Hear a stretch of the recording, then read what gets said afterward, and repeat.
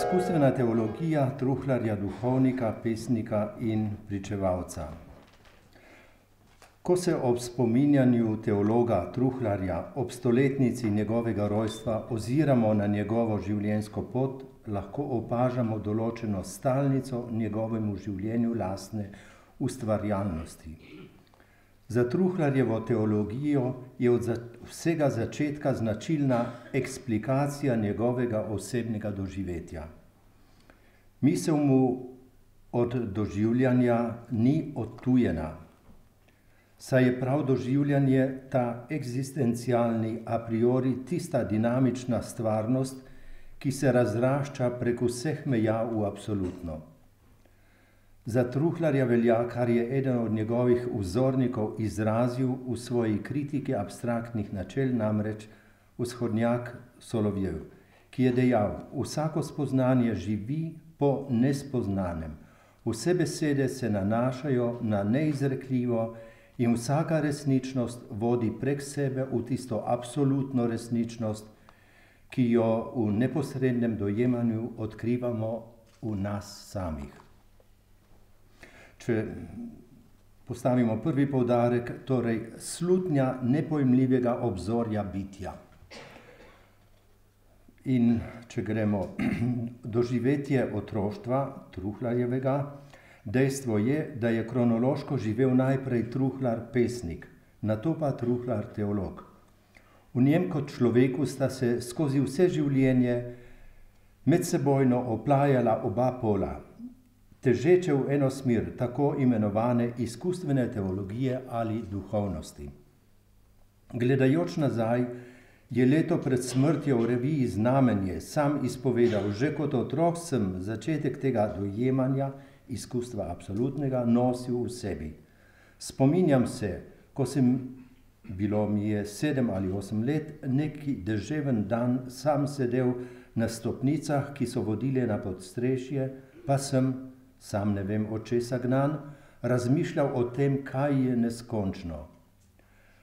Nekako nagonsko sem odmikal v duhu mejo za mejo, vse, kar je bilo kakorkoli določeno, in nenadoma sem se znašel v nekem posebnem opoju, v brezmejnosti, v neskončnem. Pozneje se je ta odprtost vse bolj utrjevala in poglabljala, a hkrati postajala kraj, kjer so tudi muke vse bolj žgale. To je bilo leta 75, ko je to opisal, to doživetje. Otroško doživetje, pozneje v času formacije, je drugo, kar je pomembno, ignacijanski navdih. Na Truhlarjevo izkustveno duhovnost je v času zavestnega oblikovanja vplivala jezuitska vzgoja med bivanjem v rimskem Germaniku. Sam se je rad spominjal svojih prijateljev Straterja, patra Strater, solidnega poznavalca svetega Ignacija, s katerim je ostal v zaupnem odnosu vse do njegove smrti, to je bilo 52. leta. Prav tako je treba omeniti Truhlarjevo prijateljstvo z Albertem Stegerjem, Ranerjevim špiritualom in s Karl Ranerjevim samim, s katerim je živel nekaj časa v Pulahu pri Münchnu. V tistem času je bilo Truhlarju dano, da se je seznanil z drugače poudarjeno podobo, se pravi mistično podobo svetega Ignacija. Takratni razlagalci Ignacija so poskušali pod baročno scholastično, se pravi asketično, pozlato odkriti pravo podobo Ignacija mistika. Dognali so, da je bil Ignacij bolj kot asket, mistik Božje bližine, neposrednega izkustva Boga, ki se izraža v čutenju Boga, sentire Deum, čutenju, ki obsega celega človeka, ko z vsemi sposobnostmi dojema Boga in gleda, tiplje, čuti in okuša. Ignacij je tu postavljen na isto valovno dolžino duhovnega čutenja, kot je bila značilna na primer za Origena, Augustina, Bonaventuro. Neposredno izkustvo Boga v vseh doživetjih implicira uporabo čutov, notranjega dotikanja in uživanja, kot je impuls duhovnih vaj, notranjega spoznavanja Gospoda, kjer se polnost Božjega izraža v praznini človeka. Truhlar prevzema to podobo Ignacija mistika. V svoji študiji o odkritju Boga pri svetem Ignaciju, Revue d'Esthétique de Mystique iz 48. leta, Truhlar izhaja iz citata Karla Rahnerja: nemogoče je razumeti Ignacija drugače kot mistika.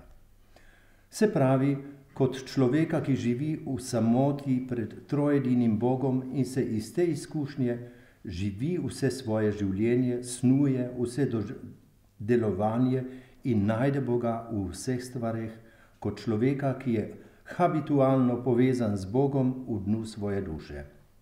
To izkustvo mističnega zedinjenja dna z Bogom pri Ignaciju Truhlar hkrati osvetljuje z mističnimi izkustvi klasikov španske in nemške mistike. Analiza tega izkustva bo postala zanj področje strokovnega pedagoškega ukvarjanja. Mistično izkustvo mu ostane privilegiran kraj vsake teologije. Če je šlo pri klasičnih mistikih, pri njihovih izjemnih trenutkih, kairos, za svoje doživljanje Boga v vsej neposrednosti, skuša Truhlar pod vplivom novega pojmovanja mistike pokazati, da izkustvo Boga ni le privilegij posameznikov, marveč da je vsakem človeku vsaj v začetni meri možno ali že tudi udejanjeno izkustvo Boga. V luči Ignacijevega temelja duhovnih vaj je Bog osnova vsega obstoječega in zadnji ljubeči odročitelj človeka. Človek neposredno občuje s svojim stvarnikom kot z nepojmljivo zadnjo skrivnostjo svojega bitja. Bog, kateremu se človek približuje s svojim iskanjem, se približuje človeku s svojo zastonjsko milostjo, s svojo tolažbo, svojim mirom, svojim ognjem. Ta proces komunikacije je ignacijanska molitev. Človek pozorno in potrpežljivo čaka na Božji znak, kdaj in kje ga bo Bog poklical. Postaja v svoji definiciji, po strukturi svojega duha, Hörer des Wortes, to je poslušalec besede in ne zgolj Geist in der Welt, duh v svetu. Z milostjo Bog privlači človeka z močno nežnostjo, človek pa ga vedno v večji vnemi in velikodušnosti zasleduje s svojimi duhovnimi čutili. Gre za več kot racionalno utemeljeno čutenje Božje bližine in neposrednega uživanja v njem.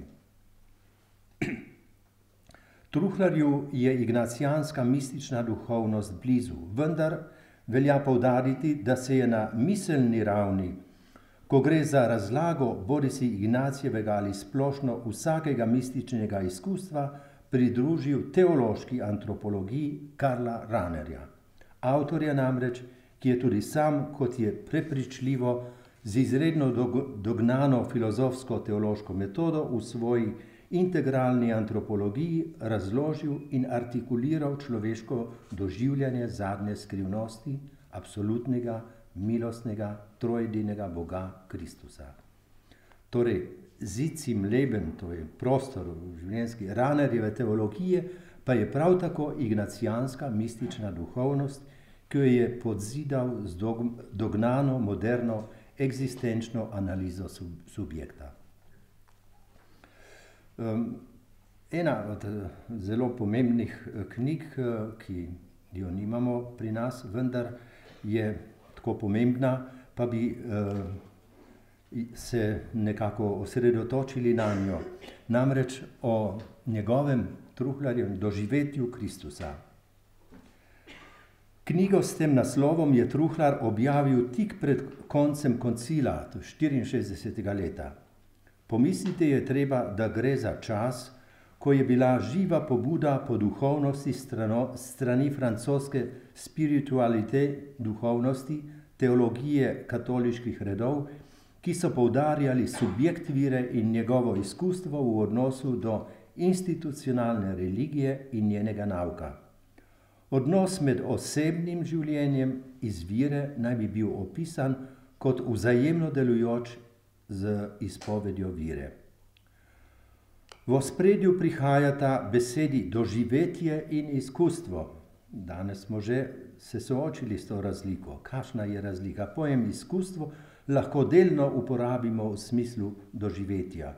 Kakor izkustvo, tako doživetje označuje določen dogodek, s tem, da izkustvo postavlja v ospredje nek proces, ki se je začel ob določenem doživetju, ob nekem vrhunskem doživetju, ki je pripeljalo do preobrata v načinu življenja. Doživetje samo ne bi imelo pomena, če ne bi ustvarilo posledic in uveljavitve. Tako so se izrekli nedavno pri razpravah o verskem izkustvu na 2 simpozijih v Nemčiji v roku 2-3 let, zelo kompleksni prispevki in simpoziji so obravnavali doživetje ali izkustvo iz vseh raznih disciplin. Naravno doživetje kot podlaga doživetja Kristusa. Doživetje Kristusa je umeščeno v življenjsko samouresničevanje človeka. Božje delovanje v človeku se po svetem Tomažu uveljavlja po samouresničevanju človeka. Delo Božje milosti se uresničuje ne pritekajoče, marveč skozi vitalno moč v človeku. Delo milosti se uresničuje v človeku v njegovi subjektivnosti. Milost se uresničuje v konkretni danosti človeka samega, kar pomeni, da doživetje Kristusa predpostavlja določeno človeško dano plast doživetja. Neki substrat, ki ga milost preoblikuje in ne izniči. Milost se v njem utelesi. Obstaja naravni substrat izkušnje Boga in Kristusa. Kateri je ta naravni substrat, če se vprašamo?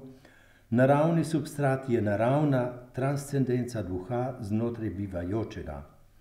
Krščanska transcendenca je vtkana v naravo, v izkušnjo absolutnega, v njo se uteleša, vendar doživetje Kristusa se zgodi v luči vire v Kristusa. Doživetje Kristusa kot popolna uresničitev človeka. Čutno doživljanje je po svoji naravi navezano na čute. Ne proizvaja tistih učinkov, ki jih prinašajo duhovne moči, ki žarijo iz duhovnih dejavnosti in je čutni del vanje pritegnjen. Človek doživlja svet in sebe znotraj doživetja Boga in Kristusa. V dogajanju religioznega doživetja se pretakajo nadpredmetne vsebine skozi misli in čutenja Božje in v Kristusu. Preobraženo človeško teče skozi dane barve, poteze, zvoke. Verska izkušnja kristjana izvira iz dna bivajočega, ko v svoji odprtosti transcendira v Boga in Kristusa. V tej izkušnji Boga in Kristusa vse zajema, kar priteče iz tega globinskega dna in se vanj znova vrača. Vse v Bogu in Kristusu in Bog in Kristus vsem. Posebej v človeku. Na ta način izkušeni človek v tem smislu lahko sreča Kristusa v bližnjem, da bi lahko v duhu agape ljubezni služil v cerkvi živečemu Kristusu. Krščansko doživljanje vključuje najrazličnejše ravni in vsebine doživljanja, ki pa pomeni hkrati doživetje sebe in Boga, Kristusa, ljudi, vesolja, nastajanja, minevanja. V vseh teh procesih doživljanja se dogaja prežemanje nadpredmetnega s čustvi in milostjo, Božje in poveličano človeško v Kristusu, z mesenimi barvami, zvoki, črtami. Lepoto takšne harmonije lažje izrazi, na primer, pesem Srce v večeru. Le sam veš, kako si zaživel iz žarkega popoldneva nad bleščavo reke. Tvoja motna zelenina, tvoji sivomodri pasovi in čisti ognji.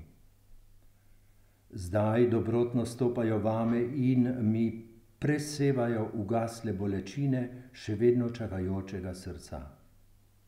Komu spokojno dosežejo dno, se zazrcalijo v brezbrežju Boga. Srčika krščanskega verovanja je gotovo v doživetju Kristusa. Doživetje pa je mogoče le v moči vire in duha. Pri uresničevanju tega doživetja je potrebna živa eksistencialna iniciacija v to doživetje.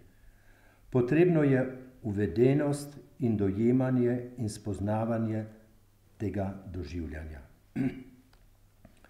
Izkušnja naravnega transcendiranja v absolutno je gotovo velikega pomena, saj pomeni doživljajsko plast, v katero se uteleša krščansko doživljanje. Po luči vire in v moči duha se življenjsko realizira. Tudi po odprti, prizadevni, pozorni, zbrani, molitveni, asketski drži človeka, ki želi živeti v luči evangelija.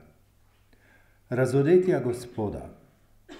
Kot je dejal Romano Guardini, lahko živiš v zaprtem svetu, lahko pa tudi živiš v budni zavesti, da to ni vse, da ob vsaki postavljeni steni stoji drugi, da se vse meje okrog našega bivanja stikajo z bližino Gospoda. Lahko ohranimo budno zavest, da v osebni intimni notranjosti, kjer mejimo z ničem, nas obdaja živi Bog. To je bil citat iz Guardinija. Iniciacija v to globinsko doživljanje pa naj bi se uresničevala v molitveni moči razlikovanja duhov, ki je pot k resničnemu, življenjskemu, eksistencialnemu krščanskemu doživljanju. K poglabljanju tega doživljanja seveda lahko prispevajo vse življenjske prvine rednega krščanskega življenja, od liturgije, simbolike, arhitekture, glasbe, pesmi, narave do intimnega družinskega življenja. To perspektivo poglabljanja Truhlar izrecno poudari v zaključnem delu svojega doživetja Kristusa, ko pravi: kjer pa prihaja do še nejasnega doživljanja poveličenega, se po določeni viri v Kristusa postopoma uresničuje določeno doživetje Kristusa. Takšnemu uresničevanju daje vedno znova spodbudo konkretno krščansko življenje. Pomisliti je treba na vlogo poveličanega, ki mu jo daje vsa liturgija po sveti maši, zakramentih, v cerkvenem molitvenem bogoslužju, v razmišljanju, duhovnem branju, češčenju. Kristus se dotakne kristjana z besedo in pesmijo, z glasbo in sliko, v simbolu, v človeku, v stvareh. On se človeka dotakne v cerkvi, v domu, na cesti, v naravi, pri delu, sreča se z njim v molitvi, v počitku. To je iz Kristusa, doživetje Kristusa iz tega dela. Cilj seveda je doživeti in ne samo izpovedovati Kristusa kot izvir, temelj in cilj vsakega življenja. Lahko bi seveda imeli predavanje in to bolj globoko, če govorimo o Truhlarju poetu, vendar vsaj nekaj. Truhlarjevo osebnost kot pesnika in hkrati duhovnika najbolj ustrezno razumemo, če se naslonimo na tisti teološki horizont, ki ga je razprl znameniti teolog in hkrati Truhlarjev sobrat Raner. V potrditev lastnega razmišljanja na tem področju se Truhlar ob referencah na klasike virskega izročila končno in najintenzivnejše vedno nasloni na stališče Ranerja, Karla. In tako Raner razmišlja, kako Raner razmišlja o duhovniku in poetu. Pravi, so besede, ki delijo, in besede, ki združujejo. Besede, ki celotno razbijajo, da bi posamezno osvetlile, ki vneto izrekajo o sebi to, kar izrekajo. besede, ki osvetljujejo le delček, ki se usmirjajo le na del resničnosti in besede, ki nas potrdijo v modrosti, ki združujejo množičnost v sozvočje enega. So besede, ki zamejujejo in izolirajo. So tudi besede, ki omogočajo, da skozi določeno stvar razprejo pogled na neskončnost sleherne stvari. Podobne so školjkam, sredi katerih šumi morje neskončnosti, kljubnih majhnosti. Je spoznanje skrivnosti, enosti in množičnosti, bistva in navideznega, celote in delčka v celoti. V besedah odzvanja duh in meso, določena stvar in simbol, stvar in podoba. V sleherni besedi je mišljen delček resničnosti, v kateri se nam skrivnostno razpirajo vrata v neizrečeno globino resnične skrivnosti. Torej, beseda ni le zvok, zvočni impuls, krik, marveč telesnost duhovnosti. So besede tehnične uporabe informacije, so besede, v katerih šumi ocean. Voda tam ni H2O. V sleherni od takšnih besed se lahko razpro vrata drugam v neskončnost, v duhovno presežno odmevanje, v skrivnost, v absolutno. Medtem ko instrumentalistični, tehnični, pozitivistični jezik vedno bolj triumfira in obvladuje komunikacije, izraža prav poetski, simbolični jezik tisto, kar je za človeka bistveno. Poet je bitje, mislec misterija. Vsak se osredotoča v drži tišine, askeze, poslušanja. Absolutno se razodeva tedaj razkrito v znamenjih simbola, doživetje skrivnosti, ukolikor je pristno, se izrazi v pričevanju. Pravi pričevalec komunicira z virom. V doživetju se zgodi spoznanje, eksistencialno spoznanje, ki prestopi v emocije. Vse izhaja iz misterija. Misterij, skrivnost, preoblikuje eksistenco v pesem. Pesniški dar je prav v tem, da izraža besedo presežnosti, skrivnosti, absolutnega, daleč od poeta, vzrok verzoklepca brez duše. Tematiki pesništva in virskega izkustva se je Truhlar izredno posvetil v 66. letu izdani knjigi Tejar in Solovjev. Poezija in virsko doživetje.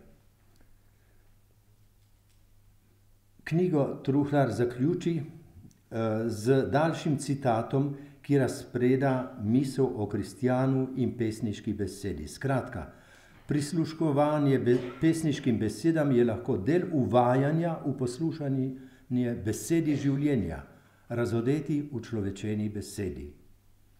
In tu izstopa dimenzija Truhlarja duhovnika.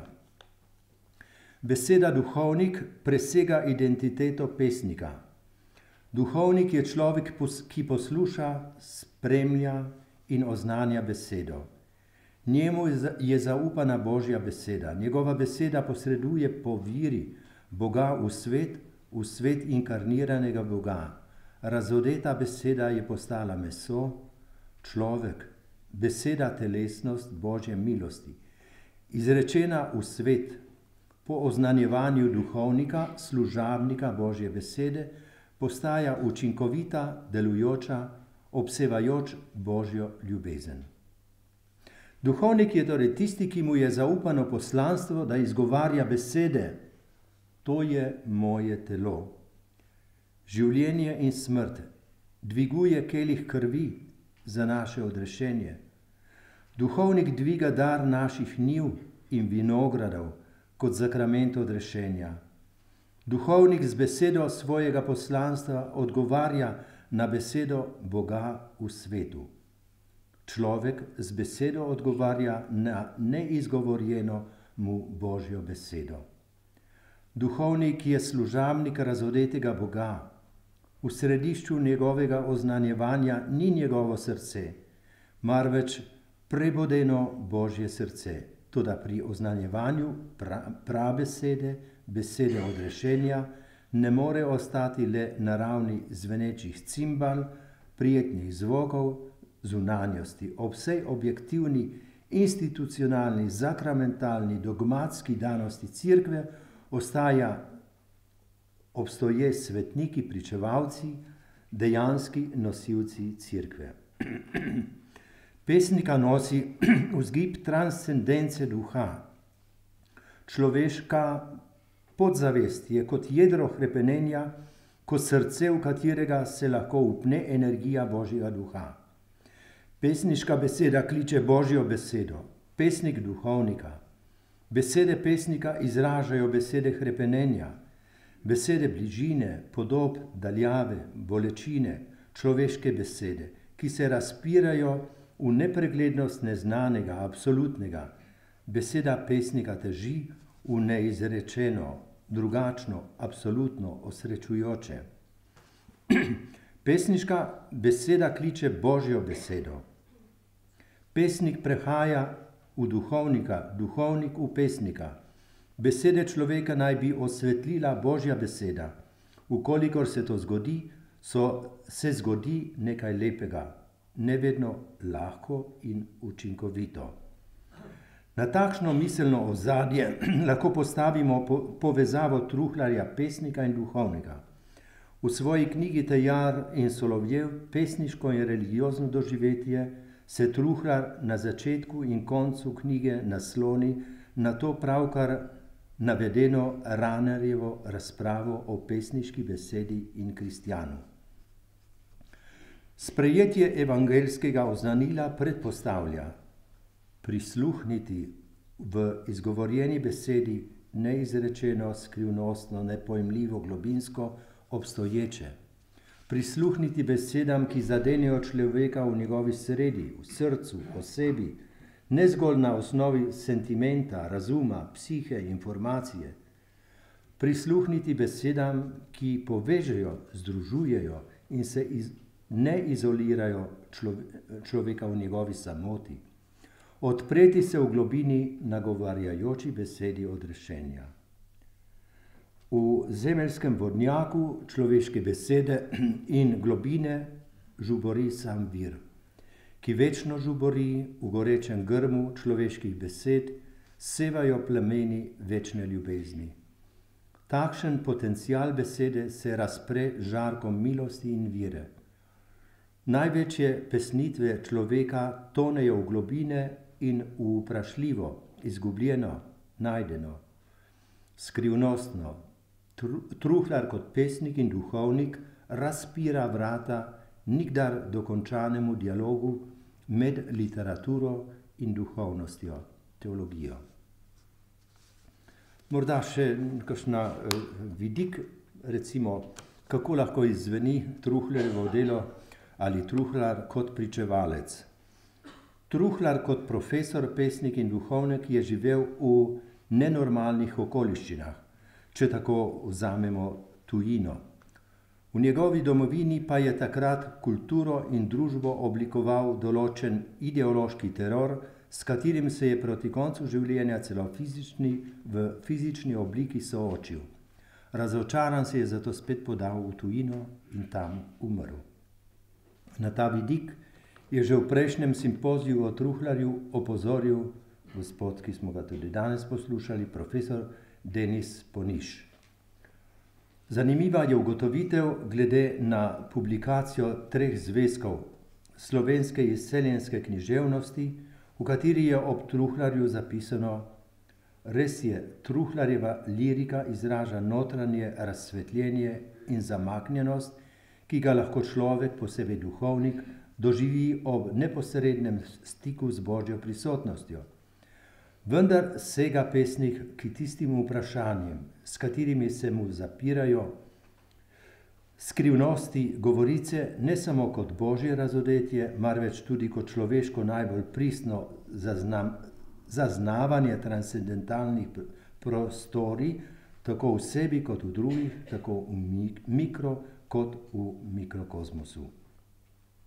Vsekakor velja, da gre za Truhlarjevo pričevanje kvalitetnega religioznega doživljanja znotraj časov propadle ideologije.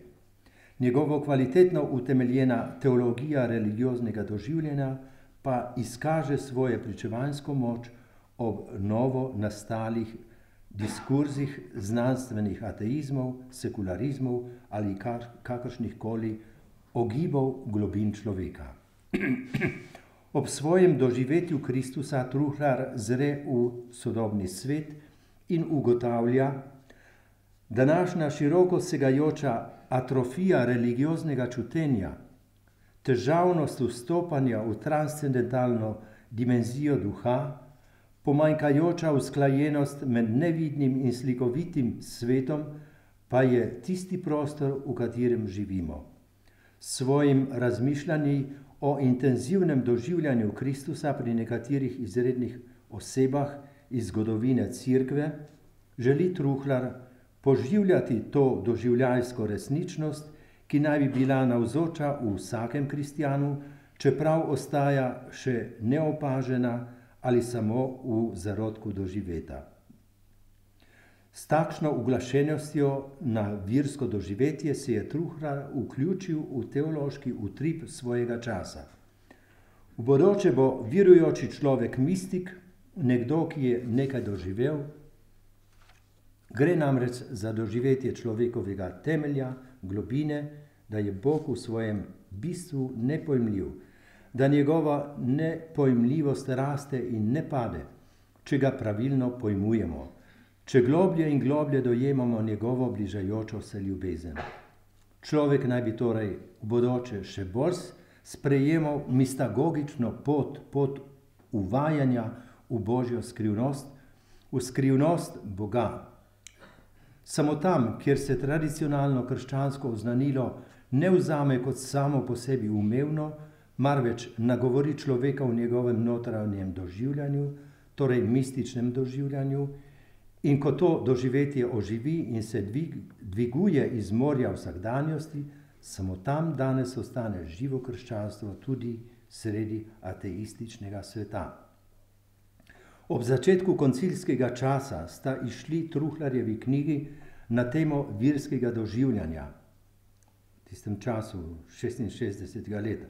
Doživetje Kristusa in Tejar in Solovjev ter poezija in virsko doživetje. Zanimivo je, kako sta v tistem času pred pol stoletja izzveneli na nemški strani recenziji ali presoji teh knjig v javnosti, ker vsaka knjiga dobi tudi svoje predstavitev in ocenitev in v Geist und Leben, v Duh in življenje, v tej znameniti reviji je 66. leta bilo izrečeno namreč za Tejarovi knjigi. Omenjeni knjigi naj bi pomenili dobri izhodišči ali osnovo za nadaljnjo raziskavo o religioznem izkustvu ali doživeti viri. Torej, postavljena perspektiva.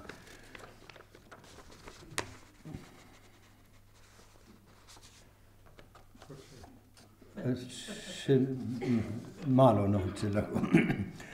Torej, še poudarek pričevanja. Pred 4 leti, novembra 2008, so v Rimu na Univerzi Gregoriana organizirali simpozij Duhovnost in teologija.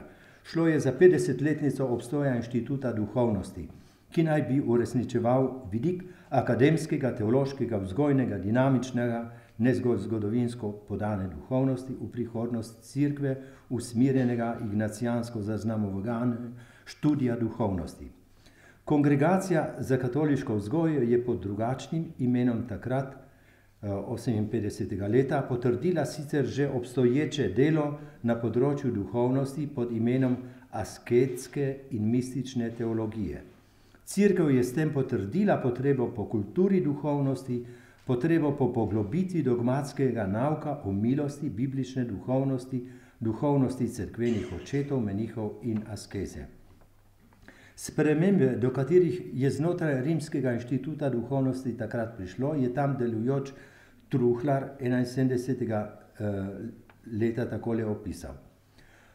Do časa pred 10 leti je bila duhovna teologija za mnoge disciplina, ki, naslonjena na razodetje Kristusa in na pomoč preučevanja, ki ga nudi teološko raziskovanje, razmišlja o tem, kako bi se poglobilo življenje v Kristusovi luči.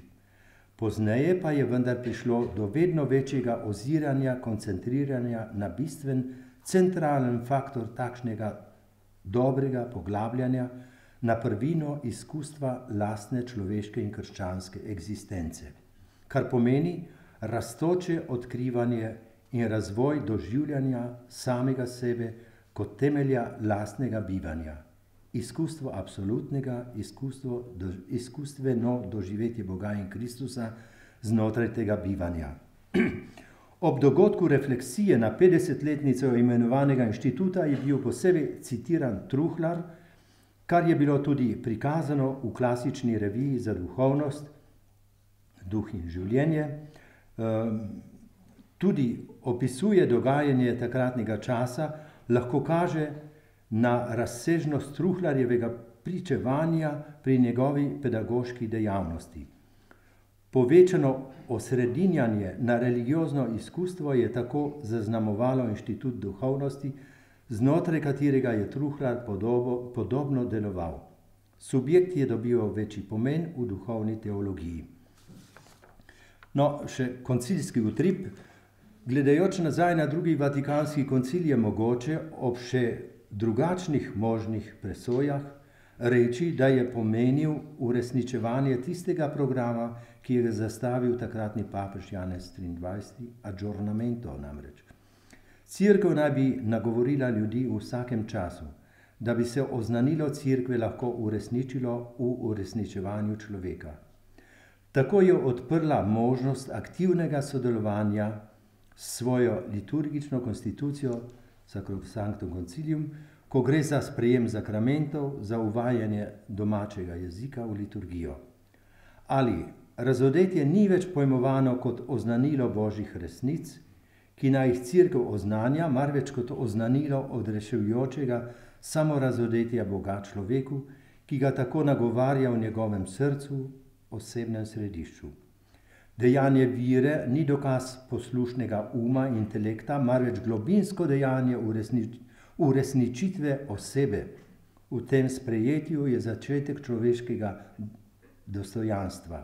V tem dobi novo perspektivo tudi človeškovo delovanje, kar se odraža v vsem osebju, ki je vpeto v služenje cerkve pri duhovnikih, redovnikih in laikih. No, pa bi kar zaključil. Karl Vladimir Truhlar, poet, duhovnik, pričevalec. Simpozij o Vladimirju Truhlarju ob stoletnici njegovega rojstva lahko pomeni korak naprej v dojemanju pomena njegovega bivanja med nami. V času, ko s 50-letnim odmikom gledamo nazaj na živo vrenje pobud in idej zadnjega vatikanskega koncila. Na mednarodnem simpoziju o Truhlarju, to je 2002 v Gorici, je bilo rečeno tudi: najdragocenejši Truhlarjev prispevek slovenski teologiji je gotovo tisto doživetje absolutnega, krščansko prepojenega, kot ga je pristno sam izrazil v svojem poetičnem opusu. Ovrednotenje letega nedvomno zahteva samostojno obdelavo, do katere bo prej ali slej prišlo. Saj končno Slovenci še nimamo na pretek takih ustvarjalcev, ki bi dojemanje lepega izrazili tako eksplicitno krščansko kot Truhlar, avtorjev torej, ki bi kot kristijani iz tesnobe tega sveta zahrepeneli po tistem orkanu duha in tisti povodni glorije, milosti, ki je kot očarljiva luč razlita po neskončnem plašču neveste zemlje in jo preveva cum quadam coloris suavitate, z neko sladko... torej, intelektualci to že znate prevedati. Cum quadam coloris suavitate. Svoj čas sem jaz filozofijo se učil v latinščini, pa mi gre na latinsko. Torej, ki bi jih lepo lepo ne pomenilo v bistvu le nihilističnega leska, marveč barvni svet teofanije, ki ga religiozni poet z duhovnimi čuti neposredno dojema.